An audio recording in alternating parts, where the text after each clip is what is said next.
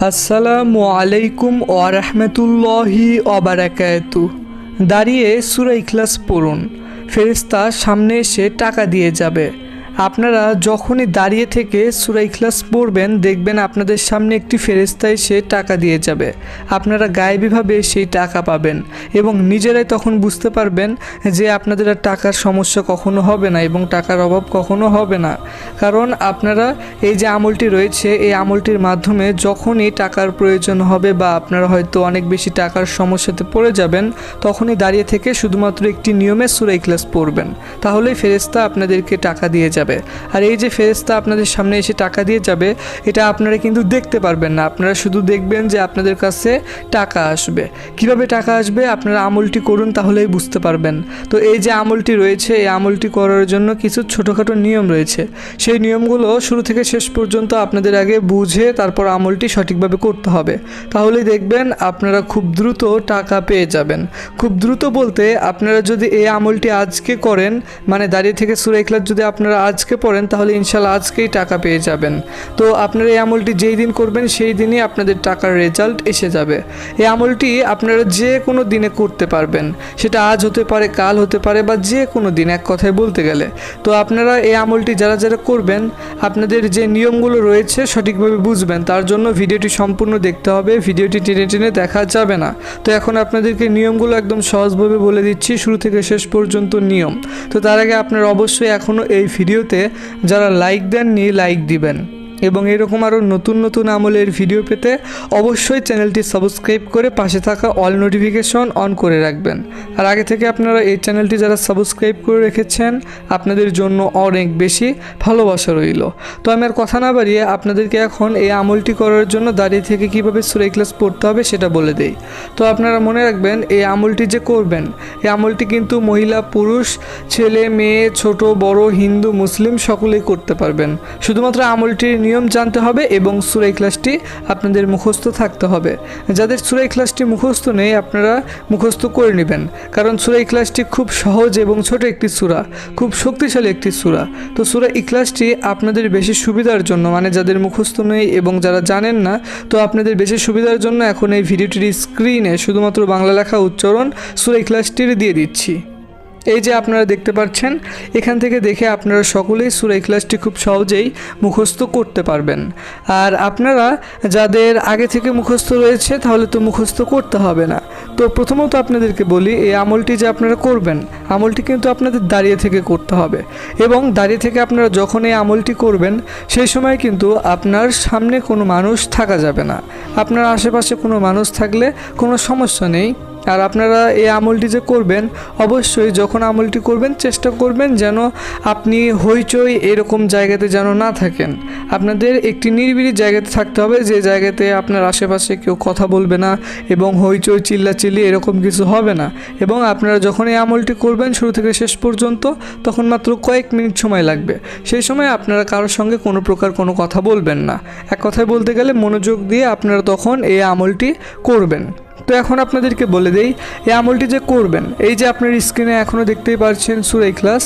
তো এই আমলটি করার জন্য সূরা ইখলাস আপনাদের দাঁড়িয়ে থেকে কিভাবে পড়তে হবে।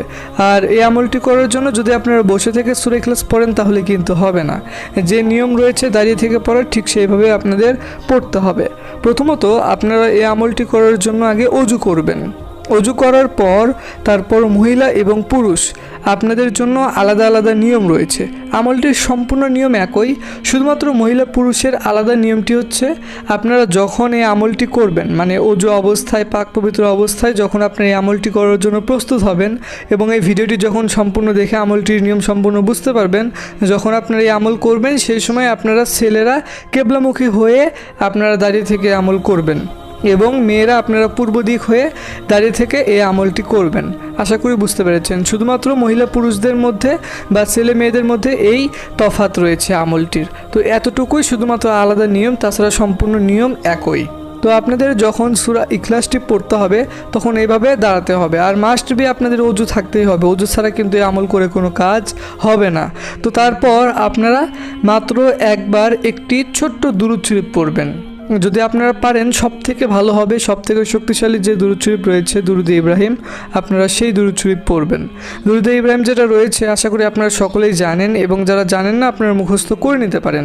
দুরূদে ইব্রাহিম হচ্ছে পবিত্র আল কোরআন শরীফের একটি আয়াত, তবে এটা আমরা সবথেকে বেশি নামাজের ভিতরে পড়ে থাকি, এবং সেই সঙ্গে সঙ্গে আমরা দুরূদ শরীফ মানে মাঝে মাঝে বা বিভিন্ন কারণে আমরা সবসময় পড়ে থাকি, কারণ দুরূদ শরীফ আমাদের পড়তে হবে। তো আমরা যখন এই আমলটি করব বা আপনারা যখন এই আমলটি করবেন সেই সময় প্রথমে যে কোনো একটি দুরূদ শরীফ পড়বেন, তবে দুরূদে ইব্রাহিম পড়লে সবথেকে ভালো, বা আপনারা যদি না পারেন সেক্ষেত্রে শুধুমাত্র সাল্লাল্লাহু আলাইহি ওয়াসাল্লাম এই ছোট্ট দুরূদ শরীফটি আপনারা পড়তে পারবেন। আর যদি দেখা যায় যে আপনারা অন্য দুরূদ শরীফ পারেন সেক্ষেত্রে আপনারা অন্য দুরূদ শরীফ পড়লেও হবে। তো এই যে দুরূদ শরীফগুলো রয়েছে বা সাল্লাল্লাহু আলাইহি সাল্লাম এই যে দুরূদ শরীফ রয়েছে, যে কোনো দুরূদ শরীফ আপনারা শুধুমাত্র 70 বার পড়বেন। যখনই 70 বার পড়া হয়ে যাবে তারপর আপনারা এই আমলটি করার জন্য অবশ্যই চোখ বন্ধ করবেন। মনে রাখবেন তখন কিন্তু আপনাদের চোখ বন্ধ করতে হবে। প্রথমে আপনারা চোখ খুলে এইভাবে আমলটির নিয়ম মানবেন, বা এই যে আপনাদেরকে নিয়মগুলো বলে দিচ্ছি এই নিয়মগুলো আপনারা করবেন। তো করার পর তারপর আপনাদের সকলকেই চোখ বন্ধ করতেই হবে। তো তারপর আপনারা চোখ বন্ধ করবেন। চোখ বন্ধ করার পর তারপর আপনারা দুইটি দোয়া পড়বেন, যে দুইটি দোয়া একদম সহজ এবং ছোট। আশা করি আপনারা সকলেই এই দুইটি দোয়া জানেন, আমরা প্রতিনিয়ত এই দোয়াগুলো পড়ে থাকি। তো প্রথমত যে দোয়াটি পড়তে হবে সেটা হচ্ছে আউযু বিল্লাহি মিনাশ শাইতানির রাজিম, এই দোয়া পড়বেন, এবং তারপর পড়তে হবে বিসমিল্লাহির রহমানির রহিম। তো এই যে দুইটি দোয়া রয়েছে এই দুইটি দোয়া আপনারা 21 বার করে পড়বেন। প্রথমে আউযু বিল্লাহি মিনাশ শাইতানির রাজিম এবং তারপর বিসমিল্লাহির রহমানির রহিম। তো এই দুইটি দোয়া আপনারা 21 বার করে পড়ে তারপর আপনারা আস্তে আস্তে চোখ খুলবেন। আর আপনাদের কিন্তু দুরূদ শরীফ পড়ার সময় অবশ্যই চোখ খুলে এই আমলটি জন্য দুরূদ শরীফটি পড়তে হবে, এবং তারপর চোখ বন্ধ করে এই যে দোয়াগুলো জানিয়ে দিলাম এই দোয়াগুলো পড়তে হবে। পড়ার পরে শেষে আপনাদের আবার চোখ খুলতে হবে। চোখ খুলে আপনাদের মনে মনে সূরা ইখলাসটি পড়তে হবে। আর আপনারা এই আমলটি করার জন্য যেগুলো দোয়া জানিয়ে দিলাম এবং সূরা ইখলাসটি যে আপনাদেরকে জানিয়ে দিচ্ছি নিয়মগুলো এই আমলটির, তো তখন কিন্তু আপনাদের অবশ্যই সকলকে মনে মনেই পড়তে হবে। সম্পূর্ণ দোয়া এবং সূরা ইখলাসটিও মনে মনে পড়তে হবে। আর আপনারা যখন এই আমলটি করবেন তখন শেষে শুধুমাত্র সূরা ইখলাস যখন পড়বেন তখন বিসমিল্লাহির রহমানির রহিম সহকারে কয়েকবার সূরা ইখলাস পড়বেন। তো কতবার পড়তে হবে তা তো আপনাদেরকে জানিয়ে দিব। তার আগে অবশ্যই আপনারা এই ভিডিওটির কমেন্টে সকলেই মাত্র 3 বার আমিন লিখবেন। আপনারা চাইলে 3 বারের বেশিও আমিন লিখতে পারেন। তো আপনাদেরকে তো জানিয়ে দিলাম যে এই আমলটি আপনারা যে কোনো দিনে করতে পারবেন। তবে আপনারা এই আমলটি যে করবেন এই আমলটির নির্দিষ্ট কোনো সময় নেই যে আপনাদের এই সময়ে আমলটি করতে হবে বা অমুক টাইম রয়েছে এই আমলটি সেই টাইম ছাড়া করা যাবে না, এরকম কোনো বিষয় নেই। আপনাদের যখন তখন এই আমলটি করা যাবে, যখন আপনাদের সমস্যা হবে টাকা পয়সার তখন আপনারা এই আমলটি করবেন। ইনশাআল্লাহ তাহলে খুব সহজেই আপনারা সমাধান পেয়ে যাবেন। তো আপনাদের যখন দাঁড়িয়ে থেকে সূরা ইখলাস পড়তে হবে তখন শুধুমাত্র আপনারা পড়বেন 100 বার, ঠিক 100 বার পড়া হয়ে গেলে তারপর আপনাদের এই আমলটি করা সম্পূর্ণ শেষ। আশা করি আপনারা এই আমলটি শুরু থেকে শেষ পর্যন্ত নিয়ম বুঝতে পেরেছেন। সবাই ভালো থাকবেন, আল্লাহ হাফেজ।